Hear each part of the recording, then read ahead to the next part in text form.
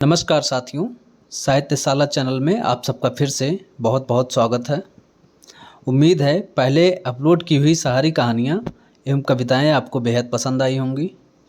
हम पुनः आपके समक्ष प्रस्तुत हुए हैं मुंशी प्रेमचंद जी की बहुत ही खूबसूरत कहानी कफन को लेके, जिसमें एक गरीब बेटे और बाप की कहानी को दिखाया गया है कि उसकी बहू कैसे तड़प रही होती है और उसके कफन के पैसे जो उसको चंदे में मिलते हैं वो लोग कैसे धुएं में उड़ा देते हैं और तो अपने दारू में उड़ा देते हैं। तो आइए इस खूबसूरत कहानी को सुनते हैं।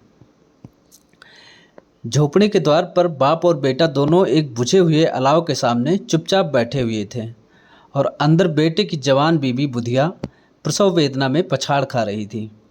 रह रह कर उसके मुंह से ऐसी दिल हिला देने वाली आवाज़ निकलती थी कि दोनों कलेजा थाम लेते थे।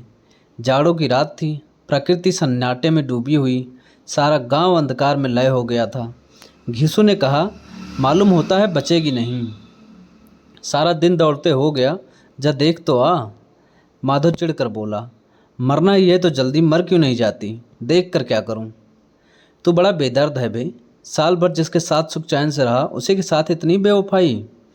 तो मुझसे तो उसका तड़पना और हाथ पांव पटकना नहीं देखा जाता। चमारों का कुनबा था और सारे गांव में बदनाम। घीसू एक दिन काम करता तो 3 दिन आराम करता। माधव इतना कामचोर था कि आधे घंटे काम करता तो 3 घंटे भर चिलम पीता। इसलिए उन्हें कहीं मजदूरी नहीं मिलती थी। घर में मुट्ठी भर भी अनाज मौजूद हो तो उनके लिए काम करने की कसम थी। जब 2-4 फाके हो जाते तो घीसू पेड़ पर चढ़कर लकड़ियां तोड़ लाता और माधव बाजार से बेच लाता, और जब तक वह पैसे रहते दोनों इधर उधर मारे मारे फिरते। गांव में काम की कमी न थी। किसानों का गांव था, मेहनती आदमी के लिए 50 काम थे, मगर इन दोनों को उसी वक्त बुलाते जब 2 आदमियों से एक का काम पाकर भी संतोष कर लेने के सिवा और कोई चारा ना होता। अगर दोनों साधु होते तो उन्हें संतोष और धैर्य के लिए संयम और नियम की बिल्कुल ज़रूरत ना होती। या तो उनकी प्रकृति थी, विचित्र जीवन था इनका। घर में मिट्टी के 2-4 बर्तन के सिवा कोई संपत्ति नहीं। फटे चीथड़ों से अपनी नग्नता को ढांके हुए जिए जाते थे। संसार की चिंताओं से मुक्त, कर्ज से लदे हुए, गालियां भी खाते, मार भी खाते, मगर कोई गम नहीं। दिन इतने कि वसूली की बिल्कुल आशा न रहने पर भी लोग इन्हें कुछ न कुछ कर्ज दे देते थे। मटर आलू की फसल में दूसरों के खेतों से मटर या आलू उखाड़ लाते हैं और भून भान कर खा लेते हैं, या 10-5 ऊख उखाड़ लाते और रात को चूसते। घीसू ने इसी आकाश वृत्ति से 60 साल की उम्र काट दी और माधव भी सपूत बेटे की तरह बाप ही के पद चिन्हों पर चल रहा था, बल्कि उसका नाम और भी उजागर कर रहा था। इस वक्त भी दोनों अलाव के सामने बैठकर आलू भून रहे थे, जो कि किसी के खेत से खोद लाए थे। घीसू की स्त्री का तो बहुत दिन हुए देहांत हो गया। माधव का ब्याह पिछले साल हुआ था। जब से यह औरत आई थी उसने इस खानदान में व्यवस्था की नींव डाली थी और इन दोनों बेगैरतों को दोजख भरती रहती थी। जब से वह आई या दोनों और भी आलसी और आराम तलब हो गए थे, बल्कि कुछ अकड़ने भी लगे थे। कोई कार्य करने को बुलाता तो निर्ब्याज भाव से दुगनी मजदूरी मांगते हैं।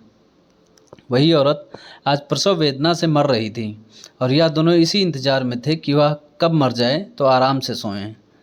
घीसू ने आलू निकालकर छीलते हुए कहा, जाकर देख तो क्या दशा है उसकी।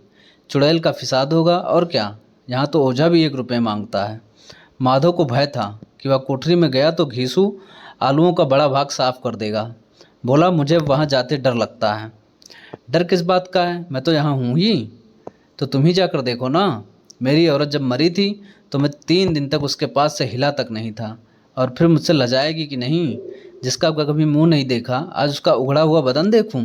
उसे तन की सुध भी तो ना होगी। मुझे देख लेगी तो खुलकर हाथ पांव भी ना पटक सकेगी। मैं सोचता हूँ कोई बाल बच्चा हो गया तो क्या होगा। सोंठ गुड़ तेल कुछ भी तो नहीं है घर में। सब कुछ आ जाएगा भगवान दे तो। जो लोग अभी 1 पैसा नहीं दे रहे हैं वही कल बुलाकर रुपए देंगे। मेरे 9 लड़के हुए, घर में कभी कुछ न था, मगर भगवान ने किसी न किसी तरह बेड़ा पार ही लगाया। जिस समाज में रात दिन मेहनत करने वालों की हालत उनकी हालत से कुछ बहुत अच्छी ना थी, और किसानों के मुकाबले में वह लोग जो किसानों की दुर्बलताओं से लाभ उठाना जानते थे कहीं ज़्यादा संपन्न थे, वहाँ इस तरह की मनोवृत्ति का पैदा हो जाना कोई अचरज की बात ना थी। हम तो कहेंगे घिसू किसानों से कहीं ज़्यादा विचारवान था और किसानों के विचार शून्य समूह में शामिल होने के बदले बैठकबाजों की कुत्सित मंडली में जा मिला था। हाँ, उसमें यह शक्ति ना थी कि बैठकबाजों के नियम और नीति का पालन करता, इसलिए जहाँ उसकी मंडली के और लोग गांव के सरगना और मुखिया बने हुए थे, उस पर सारा गांव उंगली उठाता था। फिर भी उसे यह तस्कीन तो थी ही कि अगर वह फटे हाल है तो कम से कम उसे किसानों किसी जी तोड़ मेहनत तो नहीं करनी पड़ती और उसकी सरलता और निरीहता से दूसरे लोग बेजा फ़ायदा तो नहीं उठाते। दोनों आलू निकाल निकाल कर जलते जलते खाने लगे। कल से कुछ नहीं खाया था, इतना सब्र ना था कि ठंडा हो जाने दें। कई बार दोनों की जबानें जल गईं।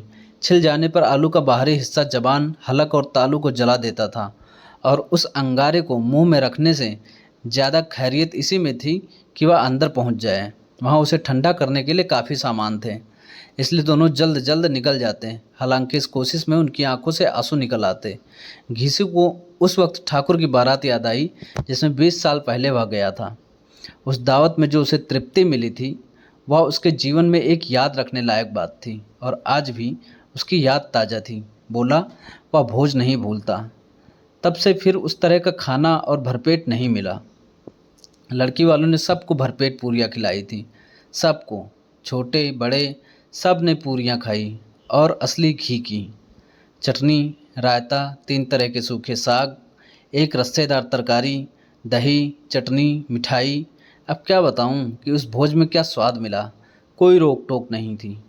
जो चीज़ चाहो मांगो, जितना चाहो खाओ। लोगों ने ऐसा खाया कि किसी से पानी न पिया गया। मगर परोसने वाले हैं कि पत्तल में गरम गरम गोल गोल सुवासित कचौरियाँ डाल देते हैं। मना करते हैं कि नहीं चाहिए, पत्तल पर हाथ रोके हुए हैं, मगर वहाँ हैं कि दिए जाते हैं। और जब सबने मुंह धो लिया तो पान इलायची भी मिली, मगर मुझे पान लेने की सुध कहाँ थी। खड़ा हुआ न जाता था। चटपट जाकर अपने कंबल पर लेट गया। ऐसा दिल दरियाव था वह ठाकुर। माधव ने इन पदार्थों का मन ही मन मजा लेते हुए कहा, अब हमें कोई ऐसा भोज नहीं खिलाता। अब कोई क्या खिलाएगा। वह ज़माना दूसरा था। अब तो सबको किफ़ायत सूझी है। शादी ब्याह में मत खर्च करो, क्रियाकर्म में मत खर्च करो। पूछो गरीबों का माल बटोर बटोर कर कहाँ रखोगे। बटोरने में तो कमी नहीं है, हाँ खर्च में किफ़ायत सूझती है। तुमने एक 20 पूरियाँ खाई होंगी, 20 से ज़्यादा खाई थी। मैं 50 खा जाता। 50 से कम मैंने न खाई होंगी। अच्छा पका था तो मेरा आधा भी नहीं है। आलू खाकर दोनों ने पानी पिया और वहीं अलाव के सामने अपनी धोतियाँ ओढ़कर पाँव पेट पे डाले सो रहे, जैसे 2 बड़े बड़े अजगर गेंडुलियाँ मारे पड़े हों। और बुधिया अभी तक करा रही थी। सवेरे माधव ने कोठरी में जाकर देखा तो उसकी स्त्री ठंडी हो गई थी। उसके मुंह पर मक्खियाँ भिनक रही थीं। पथराई हुई आँखें ऊपर टंगी हुई थीं। सारी देह धूल से लथपथ हो रही थी। उसके पेट में बच्चा मर गया था। माधव भागा हुआ घीसू के पास आया। फिर दोनों जोर जोर से हाय हाय करके और छाती पीटने लगे। पड़ोस वालों ने यह रोना धोना सुना तो दौड़ते हुए आए और पुरानी मर्यादा के अनुसार इन अभागों को समझाने लगे, मगर ज़्यादा रोने पीटने का अवसर न था। कफन की और लकड़ी की फिक्र करनी थी। घर में तो पैसा इस तरह गायब था जैसे चील के घोंसले में मांस। बाप बेटे रोते हुए गांव के जमींदार के पास गए। वह इन दोनों की सूरत से नफरत करते थे। कई बार इन्हें अपने हाथों से पीट चुके थे, चोरी करने के लिए, वादे पर काम पर ना आने के लिए। पूछा, क्या है बे घिसुआ, रोता क्यों है? अब तो तू कहीं दिखलाई भी नहीं देता। मालूम होता है इस गांव में रहना नहीं चाहता। घिसू ने जमीन पर सिर रखकर आंखों में आंसू भरे हुए कहा, सरकार बड़ी बेपत्ती में हूँ। माधव की घर वाली रात को गुजर गई। रात भर तड़पती रही सरकार। हम दोनों उसके सिरहाने बैठे रहे। दवा दारू जो कुछ हो सका सब कुछ किया, मुदा वह हमें दगा दे गई। अब कोई एक रोटी देने वाला भी न रहा मालिक। तबाह हो गए, घर उजड़ गया। आपका गुलाम हूँ। अब आपके सिवा कौन उसकी मिट्टी पार लगाएगा। हमारे हाथ में तो जो कुछ भी था वह सब तो दवा दारू में उठ गया। सरकार ही का दिया हुआ होगा तो उसकी मिट्टी उठेगी। आपके सिवा किसके द्वार पर जाऊं? जमींदार साहब दयालु थे, मगर घिसू पर दया करना काले कंबल पर रंग चढ़ाना था। जी में तो आया कह दें, चल दूर हो जाए यहाँ से। यूँ तो बुलाने से भी नहीं आता। आज जब गरज पड़ी तो आकर खुशामद कर रहा है। हरामखोर कहीं का, बदमाश। लेकिन यह क्रोध या दंड देने का अवसर ना था। जी में कुड़ते हुए 2 रुपये निकाल कर फेंक दिए, मगर सांत्वना का एक शब्द भी मुंह से ना निकला। उसकी तरफ ताकत तक नहीं, जैसे सिर का बोझ उतारा हो। जब जमींदार साहब ने 2 रुपये दिए तो गांव के बनिए महाजनों को इनकार का साहस कैसे होता। घीसू जमींदार के नाम का ढिंढोरा भी पीटना खूब जानता था। किसी ने 2 आने दिए, किसी ने 4 आने। 1 घंटे में घीसू के पास 5 रुपये की अच्छी रकम जमा हो गई। कहीं से अनाज मिल गया, कहीं से लकड़ी। दोपहर को घीसू और माधव बाजार से कफन लाने चले। इधर लोग बांस वांस काटने लगे। गांव की नर्म दिल स्त्रियां आकर लाश देखती थीं और उसकी बेकसी पर 2 बूंद आंसू गिराकर चली जाती थीं। बाजार में पहुंचकर घीसू बोला, लकड़ी तो उसे जलाने भर को मिल गई है। क्यों माधव? माधव बोला, हाँ लकड़ी तो बहुत है, अब कफन चाहिए। तो चलो कोई हल्का सा कफन ले लें। हाँ और क्या, लाश उठाते उठते रात हो जाएगी। रात को कफन कौन देखता है? कैसा बुरा रिवाज है कि जिसे जीते जी तन ढांकने की चीथड़े भी ना मिलें, उसे मरने पर नया कफन चाहिए। कफन लाश के साथ जल ही तो जाता है, और क्या रखा रहता है। यही 5 रुपये पहले मिलते तो कुछ दवा दारू कर लेते। दोनों एक दूसरे के मन की बात ताड़ रहे थे। बाजार में इधर उधर घूमते रहे। कभी इस बाजार की दुकान पर गए, कभी उसकी दुकान पर। तरह तरह के कपड़े रेशमी और सूती देखे, मगर कुछ जचा नहीं। यहाँ तक कि शाम हो गई। अब दोनों न जाने किस दैवी प्रेरणा से एक मधुशाला के सामने जा पहुँचे और जैसे किसी पूर्व निश्चित व्यवस्था से अंदर चले गए। वहाँ जरा देर तक दोनों असमंजस में खड़े रहे। फिर घीसू ने गद्दी के सामने जाकर कहा, साहू जी 1 बोतल हमें भी देना। इसके बाद कुछ चिखौना आया, तली हुई मछली आई और दोनों बरामदे में बैठकर शांतिपूर्वक पीने लगे। कई कुज्जियाँ ताबड़तोड़ पीने के बाद दोनों सरूर में आ गए। घीसू बोला, कफन लगाने से क्या मिलता, आखिर जल ही तो जाता, कुछ बहू के साथ तो न जाता। माधव आसमान की तरफ देखकर बोला, मानो देवताओं को अपनी निष्पापता का साक्षी बना रहा हो। दुनिया का दस्तूर है, नहीं लोग बामनों को 1000 रुपये क्यों दे देते हैं? कौन देखता है परलोक में मिलता है या नहीं? बड़े आदमियों के पास धन है, फूकें, हमारे पास फूकने को क्या है? लेकिन लोगों को जवाब क्या दोगे? लोग पूछेंगे, नहीं कफन कहाँ है? घीसू हंसा, अबे कह देंगे कि रुपए कमर से खिसक गए, बहुत ढूंढा मिले नहीं। लोगों को विश्वास ना आएगा, लेकिन फिर वही रुपए देंगे। माधव भी हंसा, इस अनपेक्षित सौभाग्य पर बोला, बड़ी अच्छी थी बेचारी, मरी तो खूब खिला पिला कर। आधी बोतल से ज़्यादा उड़ गई। घीसू ने 2 सेर पूरियाँ मंगाई, चटनी, अचार, कलेजियाँ। शराब खाने के सामने ही दुकान थी। माधव लपक कर 2 पत्तलों में सारे सामान ले आया। पूरा 1.5 रुपया खर्च हो गया, सिर्फ थोड़े से पैसे बच रहे। दोनों इस वक्त इस शान में बैठे पूरियाँ खा रहे थे जैसे जंगल में कोई शेर अपना शिकार उड़ा रहा हो। न जवाबदेही का खौफ था, न बदनामी की फिक्र। इन भावनाओं को उन्होंने बहुत पहले ही जीत लिया था। घीसू दार्शनिक भाव से बोला, हमारी आत्मा प्रसन्न हो रही है तो क्या उसे पुण्य ना होगा? माधव ने श्रद्धा से सिर झुकाकर तस्दीक की, जरूर से जरूर होगा। भगवान तुम तो अंतर्यामी हो, उसे बैकुंठ ले जाना। हम दोनों हृदय से आशीर्वाद दे रहे हैं। आज जो भोजन मिला वह कभी उम्र भर ना मिला था। एक क्षण के बाद माधव के मन में एक शंका जागी। बोला, क्यों दादा, हम लोग भी एक ना एक दिन वहाँ जाएंगे ही। घीसू ने इस भोले भाले सवाल का कुछ उत्तर ना दिया। वह परलोक की बातें सोचकर इस आनंद में बाधा न डालना चाहता था। जो हाँ हम लोगों से पूछे कि तुमने हमें कफन क्यों नहीं दिया तो क्या कहोगे? कहेंगे तुम्हारा सिर। पूछेगी तो ज़रूर, तू कैसे जानता है कि उसे कफन ना मिलेगा? तू मुझे ऐसा गधा समझता है? 60 साल के दुनिया में घास को उतना रहा हूँ, उसको कफन मिलेगा और बहुत अच्छा मिलेगा। माधव को विश्वास ना आया। बोला, कौन देगा? रुपए तो तुमने चट कर दिए, वह तो मुझसे पूछेगी। उसकी मांग में तो सिंदूर मैंने डाला था। कौन देगा, बताते क्यों नहीं? वही लोग देंगे जिन्होंने अबकी दिया। हाँ, अबके रुपए हमारे हाथ ना आएंगे। ज्यों ज्यों अंधेरा बढ़ता था और सितारों की चमक तेज होती थी, मधुशाला की रौनक भी बढ़ती जाती थी। कोई गाता था, कोई डींग मारता था, कोई अपने संगी के गले लिपटा जाता था, कोई अपने दोस्त के मुंह में कुल्हड़ लगाए देता था। वहाँ के वातावरण में सुरूर था, हवा में नशा।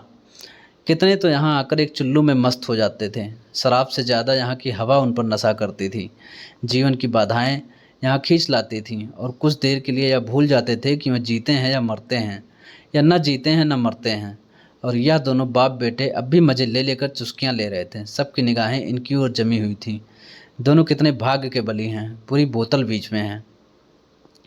भरपेट खाकर माधव ने बची हुई पूरियों का पत्तल उठाकर एक भिखारी को दे दिया, जो खड़ा इनकी ओर भूखी आंखों से देख रहा था और देने के गौरव, आनंद और उल्लास का अपने जीवन में पहली बार अनुभव किया। घिसू ने कहा, ले जा, खूब खा और आशीर्वाद दे। जिसकी कमाई है वह तो मर गई, मगर तेरा आशीर्वाद उसे ज़रूर पहुँचेगा। रोए रोए से आशीर्वाद दो, बड़ी गाढ़ी कमाई के पैसे हैं। माधव ने फिर आसमान की तरफ देखकर कहा, वह बैकुंठ में जाएगी दादा, बैकुंठ की रानी बनेगी।